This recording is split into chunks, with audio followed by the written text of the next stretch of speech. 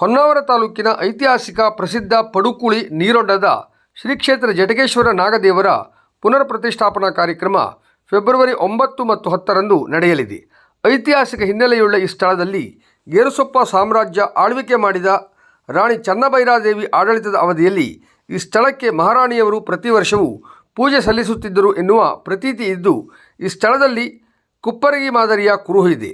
ನಂತರದ ಅವಧಿಯಲ್ಲಿ ಬ್ರಿಟಿಷರು ಗೇರುಸೊಪ್ಪ ಕೋಟೆಯಿಂದ ಬಂಗಾರ ಮತ್ತಿತರ ಬೆಲೆಬಾಳುವ ವಸ್ತುಗಳನ್ನು ಬೋಟ್ನಲ್ಲಿ ಶರಾವತಿ ನದಿ ಮೂಲಕ ಸಾಗಿಸುವಾಗ ಈ ಭಾಗದಲ್ಲಿ ಹಡಗು ಮುಂದೆ ಚಲಿಸಲು ಆಗದೆ ಸಮಸ್ಯೆಯಾಗಿತ್ತು.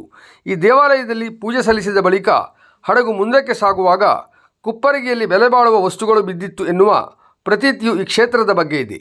ಅಲ್ಲಿಂದ ಇಲ್ಲಿಯವರೆಗೆ ರಾಜ್ಯದ ವಿವಿಧೆಡೆಯಿಂದ ಭಕ್ತರು ಆಗಮಿಸಿ ಮನೋಇಚ್ಛೆ ಈಡೇರಿಸುವಂತೆ ಬೇಡಿಕೆ ಹೊತ್ತು ಪೂಜೆ ಸಲ್ಲಿಸುತ್ತಾ ಬಂದಿದ್ದರು.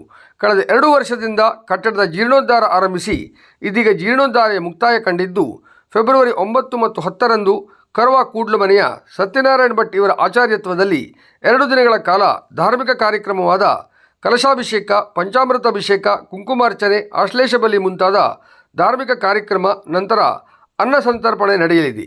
ಭಕ್ತರು ಹೆಚ್ಚಿನ ಸಂಖ್ಯೆಯಲ್ಲಿ ಆಗಮಿಸುವಂತೆ ಸಂಘಟಕರಾದ ಉದಯ್ ಶೆಟ್ಟಿ ಮನವಿ ಮಾಡಿದ್ದಾರೆ.